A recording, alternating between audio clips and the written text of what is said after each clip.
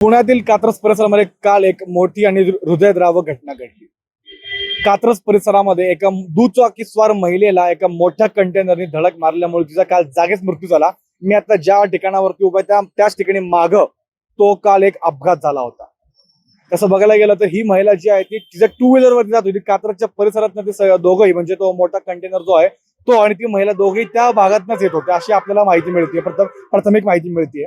आणि त्याच्यानंतर ती महिला जी आहे ती दोन्ही चाकांच्या मध्ये म्हणजे पुढचं कंटेनरचा पुढचं चाक आणि मागचं चाक त्याच्यामध्येच मध्यंतरी ती थांबली किंवा मध्यंतरी ते भागात धडक झाल्यामुळे ती मागच्या चाकामध्ये अडकली, म्हणजे मागच्या चाकाखाली ती सापडली आणि तिचा जागेच धडकेमध्ये मृत्यू झाला।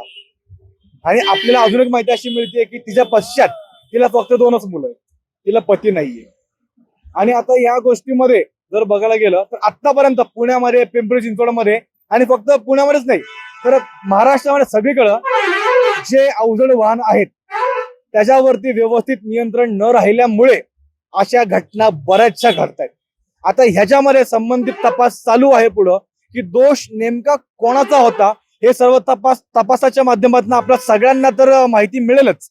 पण जर अवजड वाहनांमुळे सर्रास जर अशा घटना घडत असतील तर अवजड वाहनांवरच्या बंद्यांना अर्थ काय राहतोय? अवजड वाहनांचे जे वाहन चालक आहेत त्यांची तपासणी होत आहे का? त्यांचं ट्रेनिंग व्यवस्थित होत आहे का? चालक जो आहे तो त्याचं काय म्हणतात त्याचं आय टेस्टिंग किंवा अल्कोहोल टेस्टिंग किंवा तो कशावरनं तो दारू पिलेला नाहीये, ह्या सर्व बारीक बारीक गोष्टींची तपासणी होत आहेत का? कारण की सर्रास जर आपण बघू ते मिक्सर आहेत, कंटेनर आहेत, डंपर आहेत, असे वेगवेगळे जे अवजड वाहन आहेत त्याच्या आजकाल नियंत्रणावरती वेग राहिल्या नसल्यामुळे बऱ्याचशा वेळेस अपघात होत आहेत। आणि आपल्याला अजून अशी माहिती देखील मिळते की हे जे अवजड वाहन जे आहेत ते सर्रासपणे रॉंग साईडने देखील जातात आणि वेगाने जातात, फक्त जात नाही तर वेगाने जातात। त्याच्यामुळे स्थानिक लोक जी आहेत त्यांना त्रास होतो आणि त्यांचा जीव कुठे ना कुठेतरी धोक्यात असतो।